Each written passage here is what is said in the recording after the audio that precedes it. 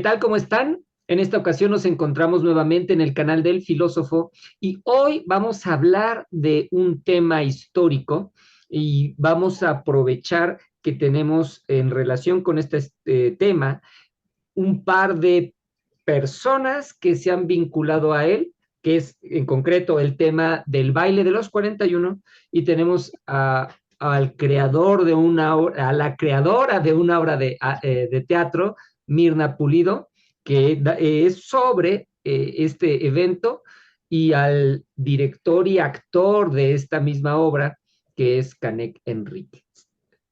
Pues muchas gracias a ambos por aceptar.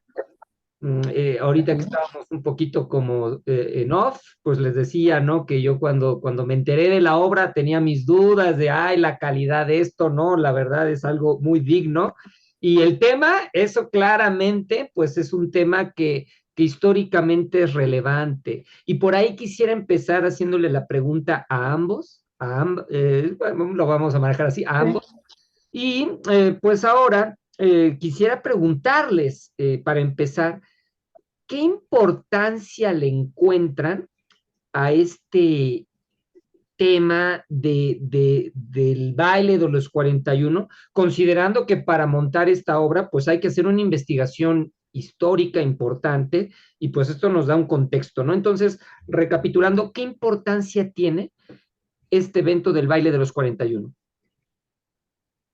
Es icónico el tema, Ricardo, porque desde mi punto de vista es el principio de la visibilidad de la comunidad LGBTI y más, porque antes del baile, aunque existían estas reuniones y estas fiestas, pues no se hablaba de ello, eran clandestinos. Ya en Europa ya tenían más visibilidad. Curiosamente, en Berlín sobre todo, luego París.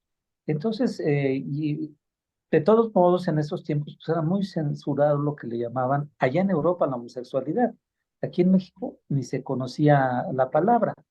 Por eso es que se habló del baile de los maricones, fue muy famoso el versito que calzó el grabado de Guadalupe Posada, y pudiéramos nosotros estimar que a partir de ese momento se habla, se habla de la homosexualidad, claro, bajo los términos peyorativos de maricón, mampo, leandro, puto, etcétera, ¿no? Pero ya se habla para escarnio, para burlarse, pero en ese momento en México se dan cuenta de que existe esa circunstancia entre muchas personas, inclusive después del baile, pero esto no tuvo mayor connotación, se descubrió también un baile entre chicas lesbianas, pero bueno, como que eso no tuvo mayor importancia, eso inclusive fue en diciembre de 1901. Pero este baile abre el espacio para que se empiece a hablar y en mi opinión es el principio de la visibilidad en México. Dolorosa sí, pero ahí empezamos a hablar de nuestra circunstancia, de nuestra orientación, de nuestra identidad. Y aparte es algo que ha marcado a la comunidad, porque yo hablo de mi región, de mi pueblo, de Sonora. Yo cuando era niño escuchaba que, ay, va a cumplir 41, ya se va a voltear. Y yo así de, ¿cómo? ¿Por qué? Ya cuando fui creciendo, fui entendiendo ese 41 que sigue actualmente como si fuera un hechizo, un maleficio de que cumples 41 y automáticamente te haces homosexual. El escarnio del que habla Mirna sigue presente en nuestras sociedades y más para el norte. No sé para acá cómo se siga manejando, pero para el norte sigue muy presente. Sí, sí, sí, creo que todavía en el centro, aunque somos más abiertos, sigue siendo un tema que hay que trabajar mucho, ¿no? Por supuesto. Pues quisiera también preguntarles, Mirna, en particular, ¿Sí? pues esto puede ser a veces un poco como lo de los niños héroes, que todo mundo apela al evento y pocos lo conocemos, pero tú lo estudiaste para representarnos. Si nos pudieras Sí. platicar ¿En qué consistió este evento? Que no demos por sentado, que todos sabemos de qué trató. Digo, Monsiváis y pues, otros han tratado el tema, pero que tú nos contaras en qué consistió este evento y bueno, también tú, Canek, lo que puedas añadir al respecto. Se habla mucho de que hubo una denuncia del baile. Desde luego no está comprobado. Estas reuniones se hacían clandestinamente, pero existían y existían continuamente. Sin embargo, este baile en particular, los relatos de esa época dicen que por casualidad un policía que andaba de rondín en la cuarta calle de La Paz, que hoy es Ezequiel Montes, pues se dio cuenta de que llegaban carruajes y le pareció raro que a esas horas llegara tanta gente. Estaríamos hablando de la noche del 17 de noviembre de 1901 para amanecer un domingo. Pero también se habla, y todo esto no está documentado, estamos especulando, de que también por ahí fue denunciado el baile. Involucran, sin tener algún fundamento, pero involucran al general Vicente Riva Palacio, que en ese entonces era gobernador del Estado de México. Y el personaje que causa escándalo, que es Ignacio de la Torre y Mier, yerno de don Porfirio Díaz, casado con Amadita Díaz, su primera hija natural, pero muy querida, aspiraba a ser candidato para el próximo periodo como gobernador del Estado de México. Y se dice que eso pues, no le agradaba al general y que por ahí fue la denuncia. Repito, es una mera especulación, no hay fundamento. El general Vicente Riva Palacio pues, es una gente muy prestigiada en nuestra historia y autor de la letra satírica que se le hizo a Carlota, a mamá Carlota, la canción. Entonces, pues no sabemos si efectivamente intervino el general. Pudiéramos dejarlo que se dio cuenta la policía e interrumpió el baile. Eso es lo concreto o eso es lo que está acreditado oralmente, porque pocos son los documentos que hay para establecer esta circunstancia. Y esos documentos son expedientes de amparos judiciales que promovieron algunos de los asistentes al baile. Y de ahí se supo sus nombres reales. Se dice por ahí que también por alguna confesión muy espontánea, pues hay nombres muy relevantes como Carlos Osaya, Jesús Solórzano, y hay un tercero que ahorita este Canet no lo recordará, que quedaron sus nombres ahí y son utilizados en la obra, porque ellos sí están mencionados en varios documentos. Jacinto Luna, perdón, es el tercer personaje. De ahí que se haya causando escándalo porque se decía que habían sorprendido a 42 hombres bailando y la mitad de ellos vestidos de mujer. Entonces eso fue escandaloso, pero se supo por cuestión oral que había asistido don Ignacio de la Torre y Mier a ese baile. La homosexualidad de Nacho de la Torre era conocida, pero que se haya travestido no lo sabemos. Eso fue un apunte que hizo una televisora en una novela que hizo El vuelo del águila. Presenta ese momento del baile y presentan a Nacho Latorre vestido como Dalisca. Luego, en la película que recientemente se exhibió del baile de los 41, pues se retoma eso y lo retomamos en la obra como una licencia histórica, pero no hay un fundamento para determinar que efectivamente Nacho de la Torre se travestía. Canek, ¿algo que quieras añadir de este evento? Se me hace muy interesante que también hay unas fuentes que citan que la homosexualidad nunca ha sido delito, lo que agarraron el Código Penal de 1871 como una una amplia interpretación de ese código penal.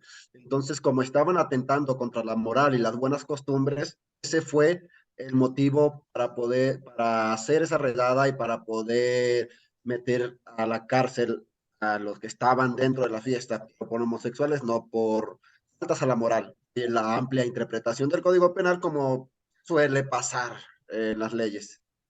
Si me permites, añadir, efectivamente nuestro código penal tiene origen en el Código Penal francés, en el Código Civil napoleónico, perdón, penal napoleónico, y se cuenta que cuando le debieron tomar un parecer a Napoleón, él dijo que no se hiciera mención de eso porque era como hacer apología de eso, de la homosexualidad, y que no valía ni era sano hablar de ello. Por eso nuestro código penal lo retoma y establece un tipo tan general que son esos delitos en contra de las buenas costumbres y que realmente no se utilizó para aprender a varias personas, sobre todo travestidas, porque no hubo ningún juicio. Si hubiese tramitado un proceso por ese delito, bueno, pues habría habido un juicio, defensor, etcétera. Fue una arbitrariedad absoluta que se hizo con esas personas. Se hizo un escarnio y en la obra presentamos, suponemos que se enojó mucho el presidente Porfirio Díaz y determinó que se llevaran a 12 de los asistentes, personas que no tenían influencia política, porque hubo mucha gente de la alta sociedad de ese entonces, los llamados lagartijos, los que fueron liberados. Por supuesto, Nacho de la Torre, pues era el yerno presidencial y entonces no ha quedado vestigio de su participación, salvo oral, pero con esa arbitrariedad los dieron de alta en el ejército. En ese entonces se usaba la leva, pero aquí los dieron de alta en el ejército. Hubo gente que se indignó, periódicos que censuraron acremente que cómo era posible que se diera de alta en el ejército a esos seres que denigraban la palabra de varón. Y es por eso que se los llevan primero a San Juan de Ulúa para de ahí llevarlos a espacios enequeneros, regiones enequeneras, donde era muy difícil que pudieran ellos regresar. Alguien habla inclusive de Valle Nacional, pero no está documentado eso. Pero sí los llevaron. En ese entonces, el Yucatán tenía una extensión que comprendía lo que hoy es Quintana Roo. Antes de ser Quintana Roo era un territorio y antes, en esa época, pertenecía a Yucatán, esa parte que es Quintana Roo, y que eran plantíos enequeneros. O sea, podemos imaginar que estas personas que ya tenían el estigma de ser maricones, llevarlos a hacer, sí, lo que le dicen labores de zapa, que es hacer zanjas, pero también de rancho, comida. Pero imaginen ustedes una tropa que está en esas latitudes, sin mujeres. A estas pobres personas las han de ver desecho. Alguien dice, Mila Bazán, en un estudio, en un ensayo que hizo muy puntual, de que encontró o sabía que hay gente que desciende de ellos. Yo lo pongo en duda, con todo respeto que me merece Milada, yo lo pongo en duda porque no pudieron sobrevivir a esos tratos inhumanos. Hablemos concretamente de violaciones. Y es interesante lo que mencionas porque efectivamente ante este atropello jurídico, creo que hay una motivación de la moral establecida de la época porfiriana. Y pues esta moral fue la que motivó a esta arbitrariedad. En este sentido, me gustaría preguntarles si observan alguna diferencia en la moral del México del porfiriato y en la moral del México actual. Pues, Es una pregunta compleja, ¿no? sí, Pero bueno, es tratemos de muy contestar compleja. algo de lo que podamos reflexionar, porque obviamente da para mucho. De mi punto de vista, creo que la moral puede ser que haya evolucionado un poco, pero aún así siguen los estigmas, siguen las arbitrariedades. Yo cuando hago la publicidad por Facebook, me llueven muchas críticas, mucho hate, mucho odio todavía, y no solamente de la comunidad heterosexual, vamos a decir, sino de toda la comunidad, comunidad lésbica, comunidad gay, me siguen yendo ese tipo de comentarios. Yo digo que, que la moral sigue vigente algunos rasgos y este tema sigue pisando callos. Sí, cabría añadir, efectivamente, la sociedad de la época porfiriana era un tanto afrancesada y con eso pues, la gente pudiente no podía permitirse ese tipo de cosas. Pero habría que agregarle también en ese constructo la religiosidad que existía en ese México de entonces, una mayoría católica y el catolicismo construido con muchísimos prejuicios que a la fecha subsisten. No olvidemos las recientes palabras del Papa Francisco cuando dijo, bueno, que no podía meterse a la cárcel a las personas homosexuales, pero sí era pecado. Entonces, sí subsiste todavía ese constructo religioso en la sociedad. Hemos evolucionado porque sí ha habido modificaciones legales y bien o mal se están acatando. Ha habido una lucha de la comunidad LGBT y más para que las normas se modifiquen. Hoy en día podemos decir que ya en los 32 estados de la República Mexicana se permite el matrimonio igualitario, aunque todavía hay unas legislaciones civiles que no permiten la adopción de las parejas homo y lesboparentales. Pero bueno, sí ha evolucionado en eso y de alguna manera ha permeado, sobre todo en Ciudad de México. Canet tiene razón.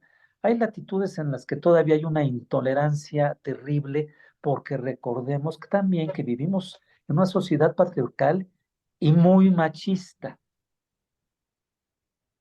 Y retomando eso de la religiosidad, eh, recordemos que hace poco se han empezado a eliminar las terapias de conversión, o los ECOSIG.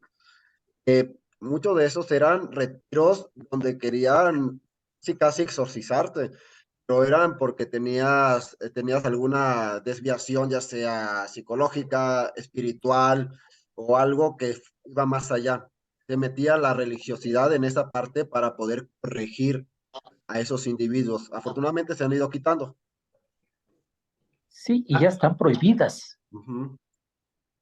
Quizá también permítanme señalar esta parte que es fundamental para la creación de esta obra. Yo fui una de los 41. El baile de los 41 ha sido un parteaguas y ha servido como icono para la comunidad homosexual, fundamentalmente homosexual. Pero yo sostengo la teoría de que en ese entonces, si no se hablaba de la homosexualidad, porque no se conocía la palabra en México, mucho menos se iba a hablar de la transgeneridad. Entonces, yo presumo y creo no estar alejada de la realidad, que esas personas que encontraron con ropa de mujer, varias de ellas podían haber sido mujeres transgénero. Y entonces por eso el título de la obra, yo fui una, porque la historia de Lodia es eso, es la historia de una persona que desde la infancia tiene su identidad femenina. Y por eso yo asumo que había personas que eran lo que hoy conocemos como mujeres transgénero, incluyendo aquí la transgeneridad como tal y la transexualidad. Sí, me parece interesante porque si de por sí en la historia de México, obviamente por esta censura moral, la historia de la homosexualidad ha sido prácticamente sepultada.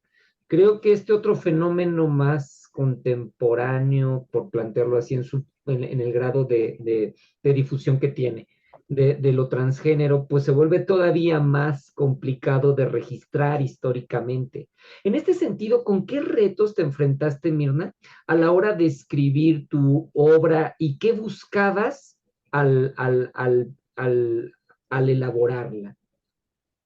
Quizá romper con ese iconismo que se hizo alrededor del baile.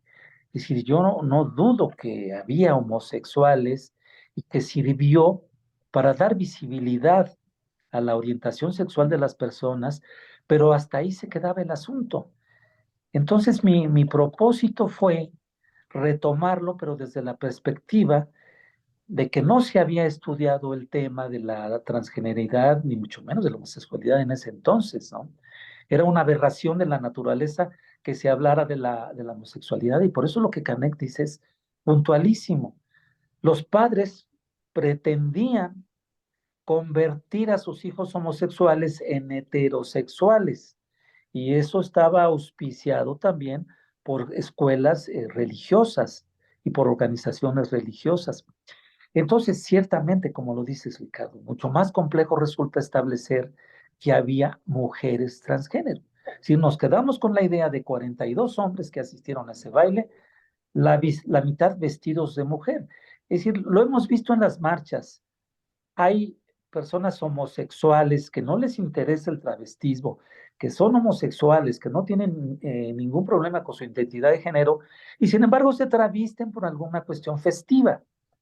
Y eso ha confundido, digo, no lo hacen deliberadamente, pero ha confundido a la gente que no se ha permitido ahondar en estos temas y entender que hay personas que nacen quizá con una genitalidad, pero con una orientación distinta y también con una identidad contraria a su genitalidad, ¿no? Por eso podemos establecer que una cosa es el sexo como tal, hablemos de la genitalidad y toda la circunstancia interna y cromosómica que hay alrededor del sexo, la orientación sexual y la identidad de género. Porque podemos encontrar entre las personas transgénero, llámese mujeres transgénero, hombres transgénero, que podría decirse por lógica que su orientación sexual sería de las mujeres transgénero hacia los hombres y viceversa. Y sin embargo, hay mujeres transgénero que podría catalogarse, para que se me entienda, como mujeres lesbianas, porque su orientación sexual, aun cuando ellas se asumen como mujeres, es hacia las mujeres. Y hombres transgénero que se asumen como hombres, pero tienen inclinación también hacia los hombres, ¿no?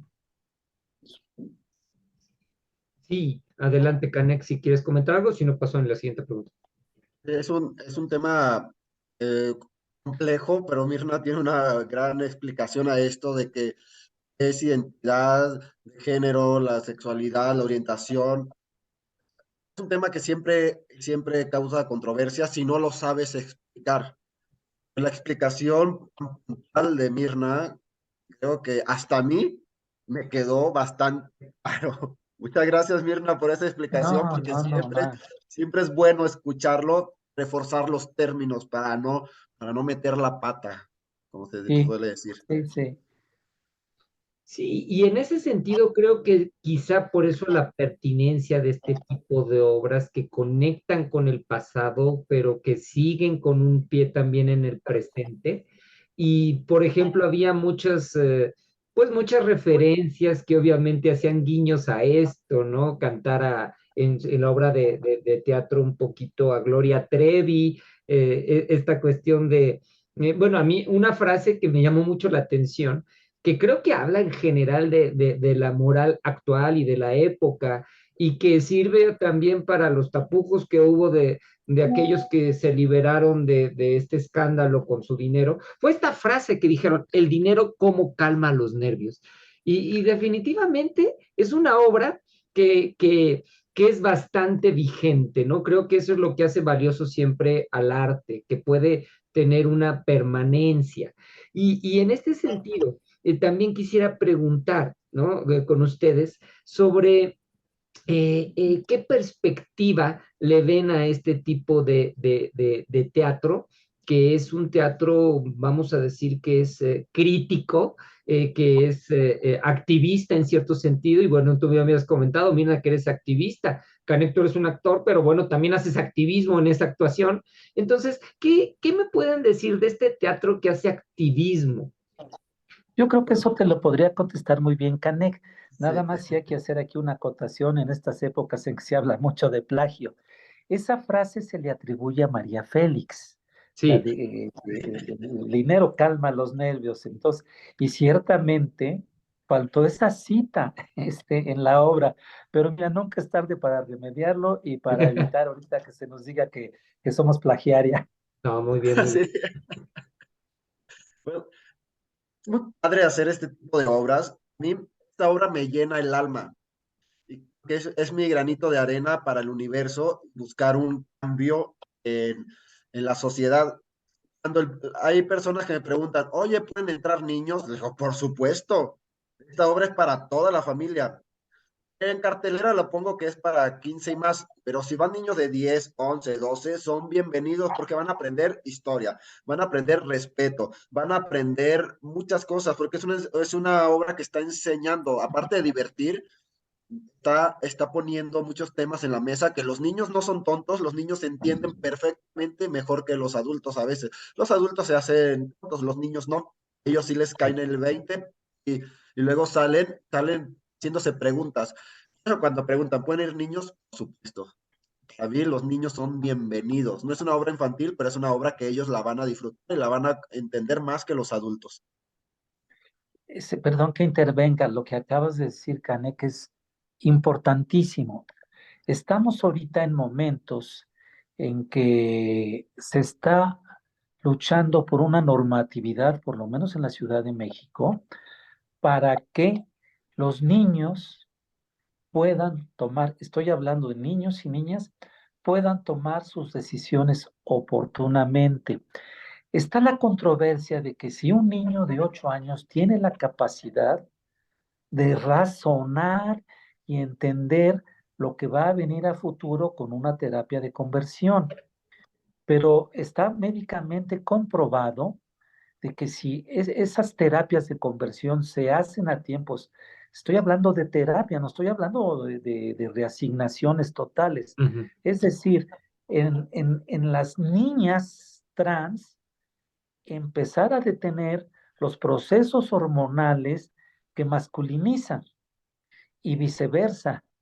En los niños trans, también detener los procesos de feminización para que cuando vengan los siguientes procesos hormonales, sus cuerpos estén más abiertos, sus receptores internos hormonales puedan recibir mejor la hormonización. Y después vendrá la reasignación como tal. Pero creo que es importante ahorita señalar eso, que los niños pueden asistir para que vayan entendiendo. Aquí en la obra es presentada desde su infancia brevemente. Y entonces eso puede servir a los niños para que vayan normando su criterio, porque los niños tienen criterio, los niños son más listos de lo que suponemos. Y la identidad es algo que lleva hacia las actitudes. No es gratuito que un niño se empiece a poner faldas, las zapatillas de su mamá. A veces sí, quizá muy infantes, 4 o 5 años, pues se ponen las zapatillas de mamá porque el taconeo es simpático, pero se va distinguiendo. Los padres pueden distinguir las actitudes del niño y empezar a permitirles que vayan acomodando su vida y por supuesto, con una terapia inicial pueden tener mejores resultados. Y es en ese sentido, creo que la obra puede ir a muchos públicos porque va a aquellos niños que sean trans, va a aquellas personas que sean LGTB, pero también va a toda la diversidad que somos de seres humanos. Y creo que algo también muy icónico de esta obra es que habla de violación de derechos humanos. Y al final es un evento que fue esto, un atropello al derecho a la diferencia, ¿no? Bajo el pretexto de una, efectivamente, ¿no? De una actividad escandalosa. Entonces, ¿qué aportaría el evento histórico a la lucha por los derechos humanos en México? ¿Aportó algo o esta lucha por los derechos humanos arrancó mucho después y simplemente fue un atropello y ya? Sí está aportando. Efectivamente, la lucha respecto a los derechos humanos es mucho anterior Sí. a la obra, ¿no? Y trata de añadir, sobre todo cuando se presenta a Elodia en la situación de ser violada, que esto pudiera asustar a algunos padres para llevar a los niños. Hoy en día eso se vuelve edificante, un suceso de violación se vuelve edificante porque estamos padeciendo eso las mujeres. A veces a mí me gustaría quitarme el apellido de transgénero, pero lo cierto es que así como hay feminicidios, hay transfeminicidios. Y es muy importante que ya la legislación penal cree también el tipo, porque la legislación penal es de aplicación estricta. Es decir, si así como está contemplado el feminicidio hoy en día, los transfeminicidas pudieran evadir la pena que corresponde al feminicidio, porque no está tipificado todavía el transfeminicidio y se está luchando también por eso. Entonces, esto también a las infancias les empieza a enseñar que hay ese tipo de situaciones y que no deben ser tan graves como es la violación. Es transculcar los derechos humanos de una persona en cuanto a su libertad sexual.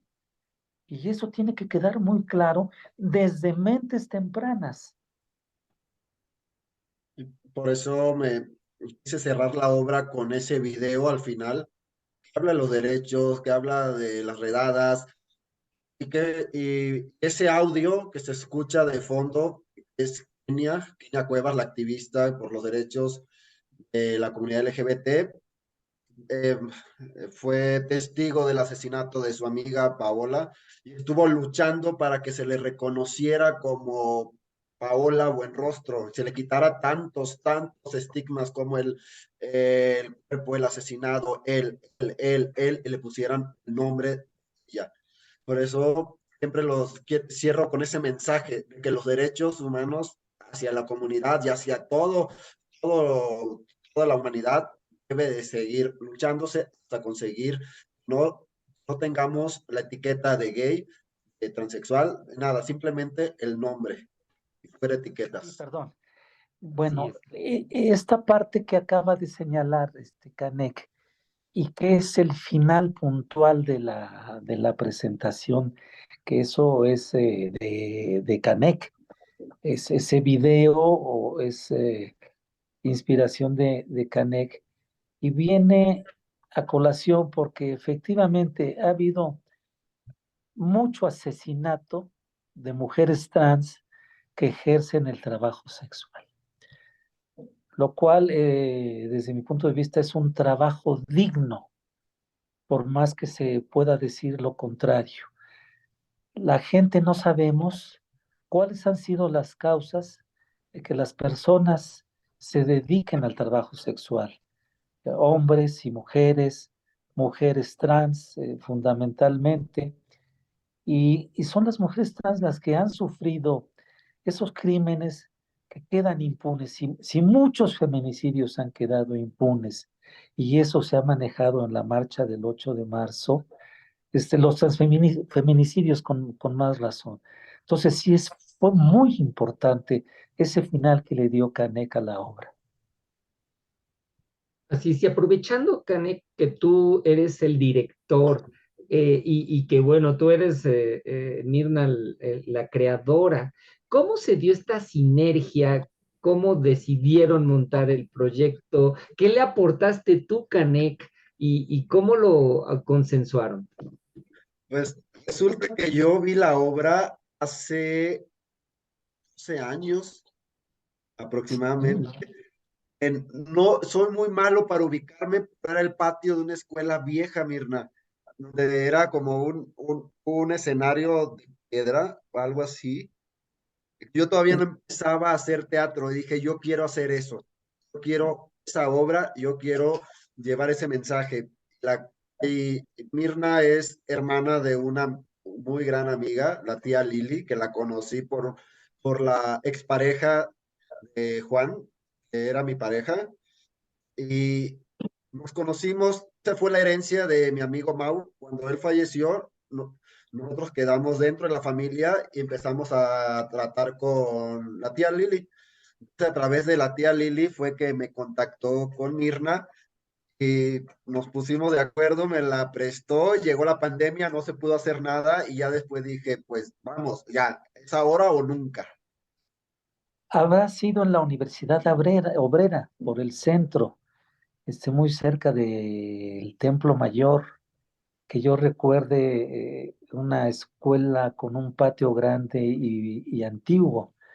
Sí, Pudiera haber sido ahí en la Universidad Obrera. Pues nada, Ricardo, que con ese afán de darle el giro al baile de los 41 para que se piense en las mujeres transgénero, Bertita de la Maza, que en ese entonces era la directora de la librería Voces en Tinta, hoy se llama Somos Voces y sigue siendo el mismo espacio cultural y que acoge a la gente de la comunidad. Quizás lo que ha cambiado un poquito sea la asistencia. Con Bertita iban más chicas les y quizá ahora van más chicos homosexuales. Pero de todos modos, por ejemplo, hay un grupo de mujeres mayores de 30 que hace sus presentaciones cada 15 días en sábado ahí en Somos Voces. El caso es que Bertita tuvo la confianza de que presentara yo la obra en Voces en Tinta, y esto habrá sido en el año de 2011. Y de ahí me hicieron favor de que la presentara en diversos espacios, incluso en el Teatro Martí, del Centro Cultural Martí, que lo tenemos allí en la Alameda, en Doctor José María Mora. También lo presentamos en el Javier Villaurrutia, que está en la Glorieta de Insurgentes. Nos hicieron favor de que nos presentáramos en varias instituciones académicas y mucho en la Escuela Nacional de Antropología e Historia, cuando el doctor Raúl Arriaga tenía la oportunidad de hacer estos eventos, primero cada 2 años y después ya lo hizo cada año. Fueron 9 eventos que se hicieron ahí. Y entonces, pues un buen día, Canek me habla del tema. Pues yo dije, por supuesto, porque quienes hicimos la obra, pues no hemos sido actores, ni yo he sido dramaturga. Me gusta la poesía, me gusta escribir, y varios compañeros con el propósito también de impulsar todos los problemas que tiene la comunidad, pues me hicieron favor de acompañarme en esta idea. Ninguno profesional, lo hicieron con mucho entusiasmo. Por ahí, pues debo decir en justicia que Joshua, pues él sí siguió después estudiando teatro, pero las demás, pues éramos meros aficionados. Entonces, cuando Canek, que se dedica al teatro, me dice que la quiere presentar, pues para mí fue un honor, un privilegio, un orgullo que gente profesional con estudios de teatro, pues quisiera presentar mi obra, pues me sentí muy, muy agradecida. De inmediato un agradecimiento y un decir sí, claro que sí. perfecto. Canek, tú que efectivamente, ¿no? Eres una persona profesionalizada en el oficio, ¿no? De la actuación, porque a veces como que vemos como menos los oficios, tienen un gran valor, pero cuando se profesionalizan, pues habla de que la persona tiene bastantes competencias en el tema. Tú a esta obra, entiendo entonces, le añadiste el video. ¿Qué más le añadiste en tu enfoque como director? Y en tanto actor, ¿qué retos representó para ti representar a Elodia?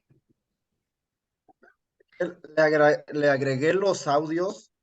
Cuando Mirna lo presentó con actores. Yo quise reducir el elenco y le agregué los audios, le agregué una pista para que la obra siempre durara lo mismo. Me ajusto a la pista multimedia que le paso a la parte técnica para que la corra. Le dan el play y desde principio a fin la pista está corriendo. Yo estoy sobre esa pista.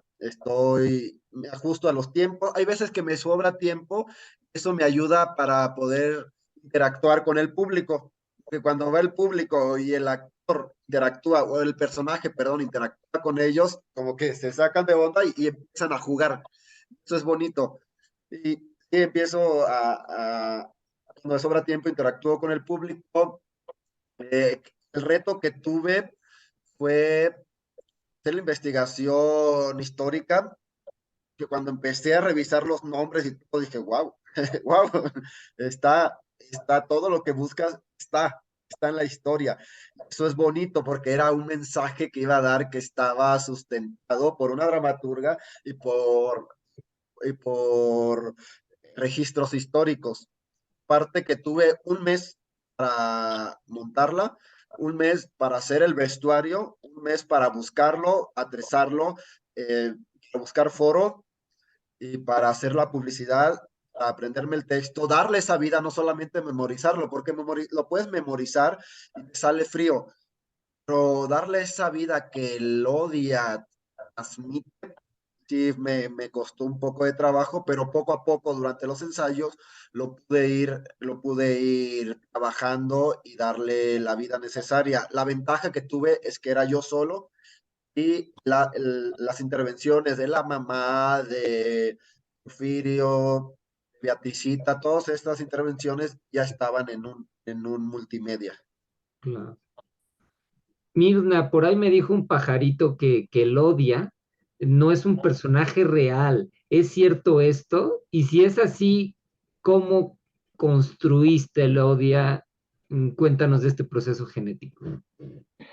Mira, efectivamente, empezando por el nombre de Elodia, es el título de una mazurca muy bonita, muy antigua y muy bonita, que cuando yo estaba en la infancia tocaba en la pianola de mi abuela materna, con esos rollos, cosa preciosa de pedales, hacía yo buen ejercicio, pero era música que a mí me conmovía mucho, el Odia, todo ese tipo de valses y de mazurcas de la época que hicieron Ricardo Castro, Juventino Rosas, Felipe Villanueva y J. Lorduy, que es el autor de esta pieza musical muy bonita. Entonces, ahí fui empezando a construir el nombre y además porque era muy de la época. Y luego, pues en ese entonces, una tía mía me llevaba al cine Sonora. Mi abuelita vivía en la colonia Jardín Balbuena, fue de las pioneras. Y mi tía me llevaba al cine Sonora, donde no era tan estricta la entrada para menores de edad. Y entonces, pues ahí vi el último cuplé, vi La Violetera y doña Sara Montiel fue mi prototipo, mi ideal, y empecé a construir esa parte femenina ya en la adultez y la infancia, pues la infancia pues eran mis sueños. Yo nunca me sentí niña, yo siempre fantaseaba en ser señora, yo veía a mi madre arreglarse y yo decía, yo quiero ser como mi madre, una señora. Es decir, a mí no me interesaban las calcetitas, a mí ya me interesaban las medias con la costura que eran en ese entonces y que a la fecha sigo usando porque me gustan mucho las medias con costura, las zapatillas. Y pues no puedo decir que había una niña Elodia en mi experiencia, sino en mi fantasía nada más. Entonces, pero era muy importante que la gente se diera cuenta de cuál era la identidad de género, el porqué de la identidad de género. Por eso cito yo pasajes de la niñez de Elodia, las agresiones en la escuela, lo que hoy le llamamos el bullying. esas agresiones en la escuela que pudo haber, y que aún viven muchos niños que en sus manerismos, pues se transgrede, todavía hablemos de transgresión, lo que las escuelas, sobre todo en las primarias, ven. Entonces, por eso, yo ahí sí fue una fantasía la parte del odio a niña, pero era fundamental para decir, oye, es que esto viene desde la niñez. O sea, esto no es como mucha gente dice, que hoy amaneces y dices, hoy quiero ser mujer, hoy quiero ser hombre, aunque hay personas que dicen sí, eh, creo, puedo incurrir en un error al decir que la gente de género fluido es la que piensa eso, pero hago la advertencia de que dice sí, hoy quiero ser niña, hoy quiero ser mujer, pues hoy me pongo mujer. Y mañana ya no me dieron ganas, ¿no? Mañana pues algo así como hombre. Bueno, es válido eso, pero yo lo quería puntualizar en el odio, que esto viene desde la niñez, que esto no es algo tan a elección como puede ser ahora lo del género fluido, si es que estoy correcto en la clasificación, correcta, perdón. Y por eso fue construir a Elodia desde niña y llevarla a esa juventud donde pues empiezas a tener ya conciencia también de tu sexualidad, y por eso en la obra se hace una descripción totalmente imaginaria de Jesús Solórzano como el hombre fuerte, que tiene unos brazotes. Desde ahí te empiezas ya también a marcar ese tipo de orientación sexual.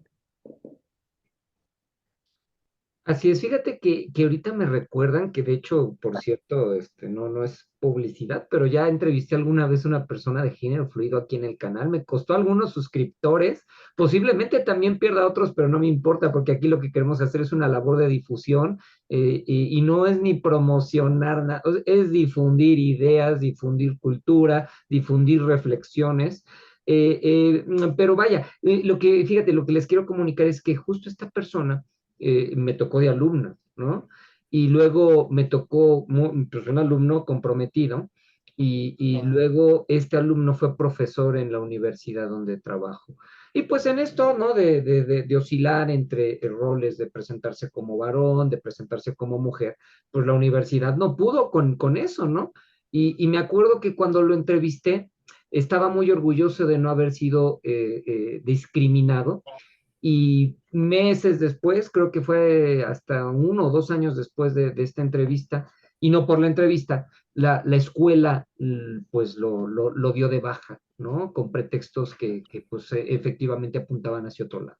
Entonces creo que este tema que lanzas desde la imaginación es un tema muy real para la gente de la comunidad LGTB, que se incorpora, pues que está en la vida cotidiana, y que si hoy sufre esta discriminación, ya me imagino aquella gente que tiene que estar mega metida en el closet en la época del porfiriato, ¿no? No sé si algo pudieran comentar al respecto de estas experiencias de discriminación, incluso qué tal ha sido la obra recibida por el ámbito teatral, si no les han encerrado espacios, etcétera, por hacer este tipo de mensaje. Bueno, no sé La- actualmente, Canek. ajá, no he tenido, ahí en el foro en el que estoy, me abrió las puertas, así de par en par, están muy orgullosos de la obra, dicen que es la obra que les ha dado mayor prestigio al foro, les gusta, va a cortar la temporada, me dieron facilidades para que siguiera. Dicen, no te vayas, que es lo mejor que tenemos y tú nos estás dando prestigio. Esta obra nos da prestigio y nos trae otro mensaje. Yo no he sentido que haya tenido problemas. Y de acuerdo a la otra pregunta de las personas que están en el closet así metidas siempre, yo digo que eso me hubiera pasado a mí si me hubiera quedado a vivir en Sonora.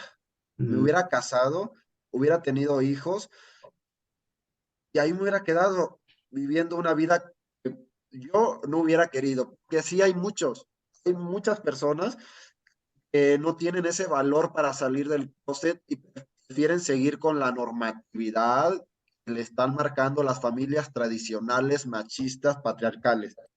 Afortunadamente, yo me vine de salir del closet y puedo vivir mi sexualidad plenamente. Ahora imagínate en esa época porfiriana, conservadora, altamente religiosa y afrancesada, como diría mi querida Mirna.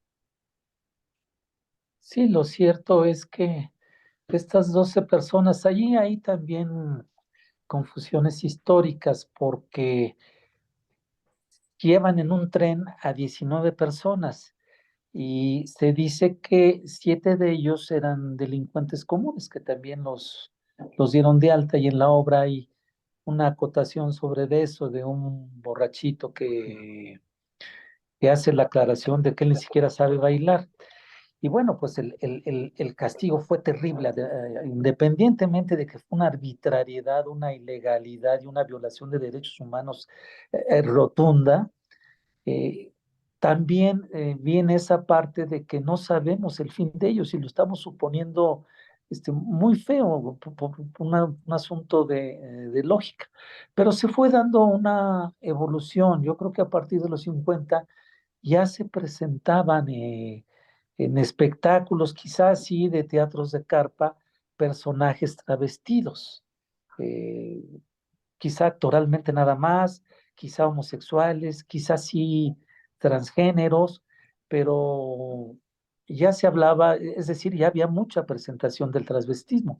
Incluso yo recuerdo, y a mí me llamaba mucho la atención las películas de El Gordo y el Flaco, Stan Laurel y Oliver Hardy, en que ellos manejaban mucho el travestismo.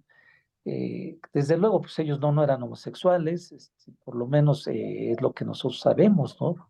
Tuvieron su matrimonio, en fin, pero se empezó a abrir el tema y ya hubo gente que se empezó a presentar. Y ha habido una evolución, porque no recordemos que pues las personas transgénero pues también fuimos discriminadas. La, las primeras marchas, la primera fue en 1979. Ya un año antes se había presentado en marchas un contingente de personas homosexuales y lesbianas. Ya se había dado la salida del closet, por decirlo de alguna manera, de Nancy Cárdenas, que fue una de las precursoras y lo hizo abiertamente en un programa de Jacobo Zabludowski. Y cuando se hace la marcha para festejar la toma del cuartel Moncada en Cuba, se presenta ya el primer contingente homosexual y lésbico. Y en el movimiento del 68 también. Y de ahí nace la primera marcha, pero fue hasta 1997 que ya se incluyó a las personas transgénero, ya se dijo la marcha lésbico, gay, trans, porque antes era nada más marcha lésbico, gay. Y digo, no es un reproche a gente muy querida como son las personas homosexuales o las mujeres lesbianas, pero pues sí, en esos primeros años, pues sí se nos discriminaba a las mujeres transgénero y ya se ha evolucionado en establecer que somos una diversidad, que no solamente somos homosexuales, lesbianas, transgénero, que hay la bisexualidad y lo que hay que decir es, Ricardo, el género fluido, los poliamorosos, etcétera, ¿no?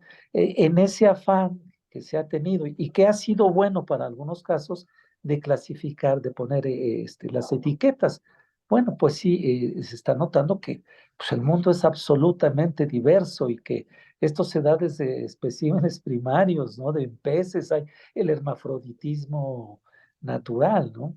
No, desde luego es una cosa muy aparte el hermafroditismo, el pseudohermafroditismo y todos esos problemas de síndromes de virilización, de masculinización, pero sí ya hay una evolución en cuanto a entender que somos diversos. Y retomando ese tema de la discriminación de las personas transgénero, se dice que en el bar de Stonewall eran latinos, afroamericanos, transgéneros, mayormente, que eran como las comunidades rezagadas de ese momento.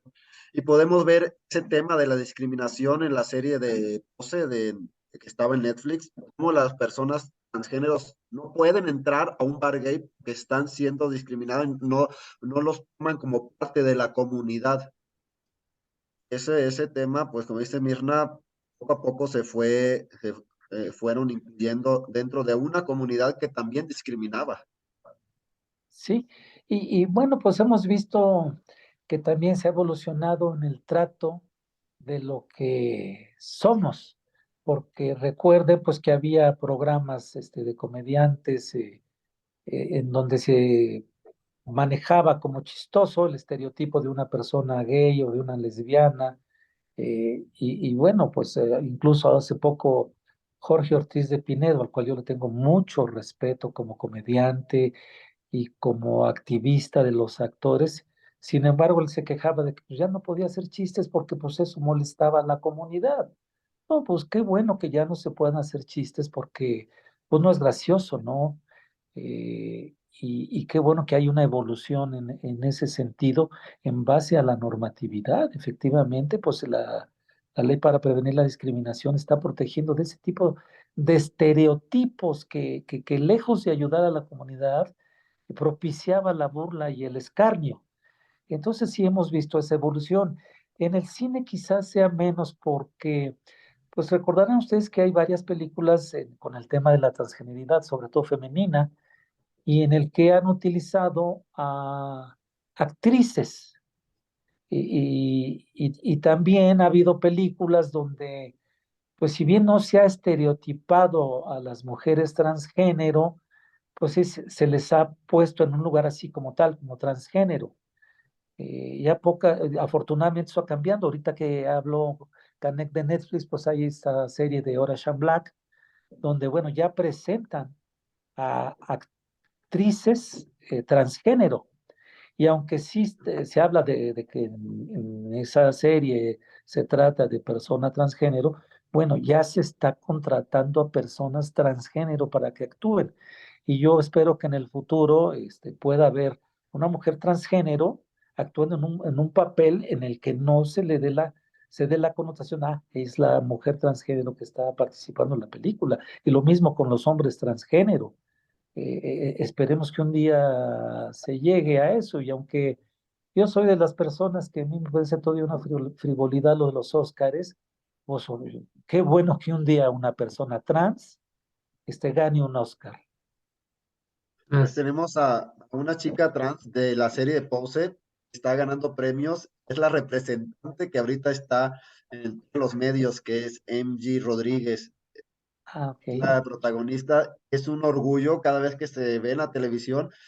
La verdad, uno llega a los Óscares, esperemos que pronto, pero ahorita está con premios y eso es muy bonito se siente hermoso que reciba premios.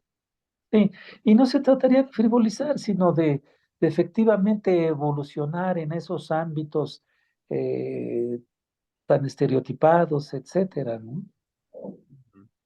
Sí, sería interesante ver qué se va a comentar de cómo nos comportábamos dentro de 100, 200 años respecto a este tipo de temas, ¿no? De la diversidad, porque efectivamente hay todavía mucho por hacer. Ustedes saben que también a veces hay muchos ataques a este tipo de activismos, desde cosas así de que, pero claro, es que vean, en los deportes es injusto, ¿no? Porque pues en lo trans siempre hay una ventaja o una desventaja, pero como que no se van a lo central, porque creo yo que en estos discursos, pues no es lo central si es justo o injusto, por ejemplo, en una competición deportiva, ¿no? Para una persona trans participar en una competencia asignada para varones, mujeres que no tienen origen trans, y como que perdemos de vista muchos derechos muy básicos, como el propio respeto a la vida, como el propio respeto a la libertad, y creo que este tipo de obras como algo tan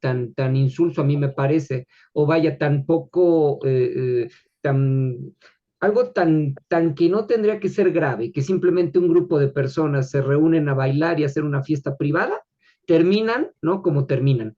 ¿No? Y si volteamos otras latitudes, y creo que eso ustedes también pueden como constatar, los que están en este activismo, en otras latitudes, la gente en Rusia, en Irak, se juega la vida diario, ¿no? Por su condición de ser simplemente distinto. Sí, sobre todo en los países árabes, digo, con todo respeto a su religión, Ahí hay una situación terrible para la gente de la comunidad, para homosexuales, para lesbianas, no se diga para transgéneros, ¿no?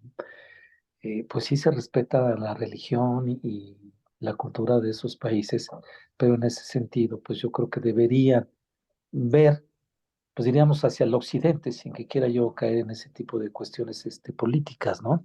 Ujú. Porque sí, lo que dices tiene razón. Y desde luego, digo, voltear a Occidente pues con sus bemoles, porque pues, aquí en la Ciudad de México seguimos viendo transfeminicidios, ¿no? El que apunta Canek, es terrible, o sea, no estamos hemos evolucionado, pero todavía nos falta, Canek lo dice, todavía nos falta. Tocas el tema del deporte, pero primero vamos a los derechos básicos que por el simple hecho de ser humano, todo debemos tenerlo. Derecho a la educación, a la salud, a la vivienda, a la vida.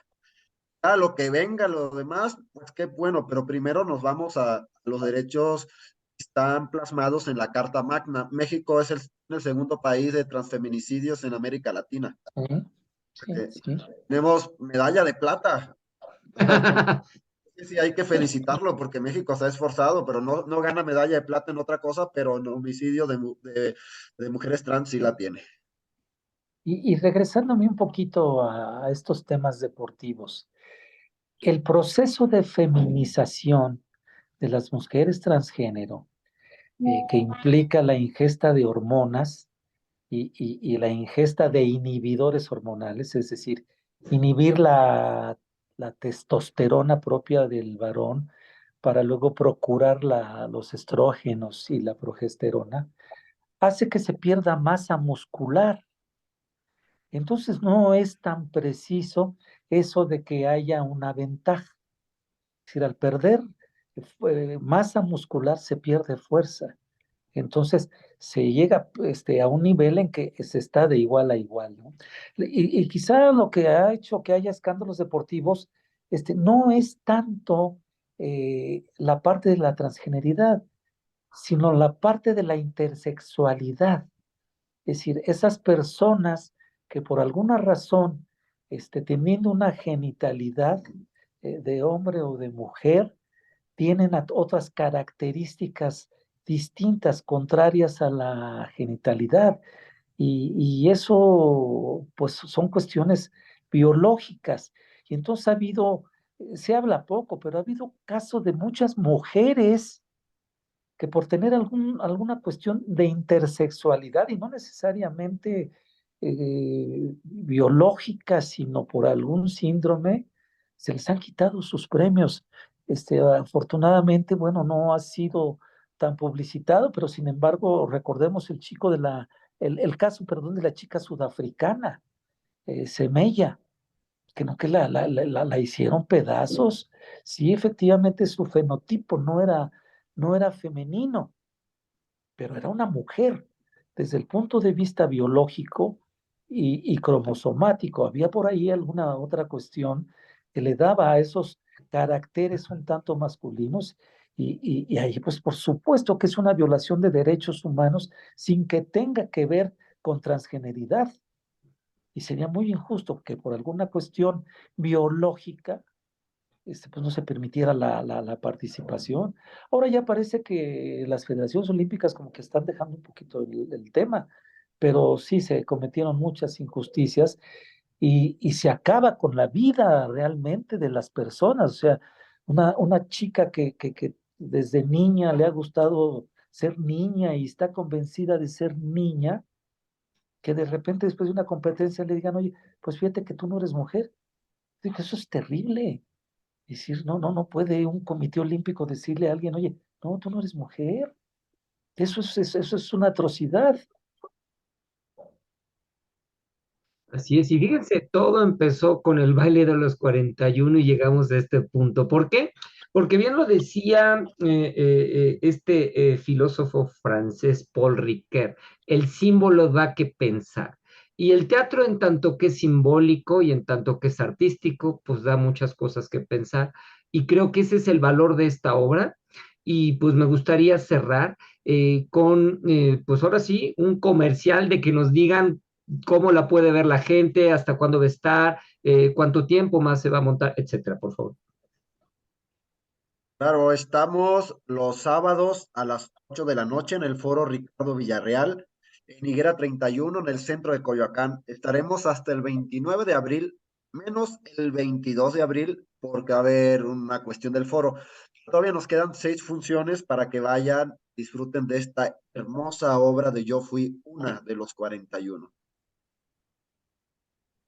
Pues muchas gracias. Y además ahí está escrita la obra. Esto no significa que porque se termine de representar se acabe la obra. Seguramente va a haber otras temporadas. Primero Pues, Dios. pues si alguien la quiere ver, realmente es una obra bien actuada. Es una obra que causa Supuesto. risas. Es una obra inteligente, diría yo. Ay, muchas gracias.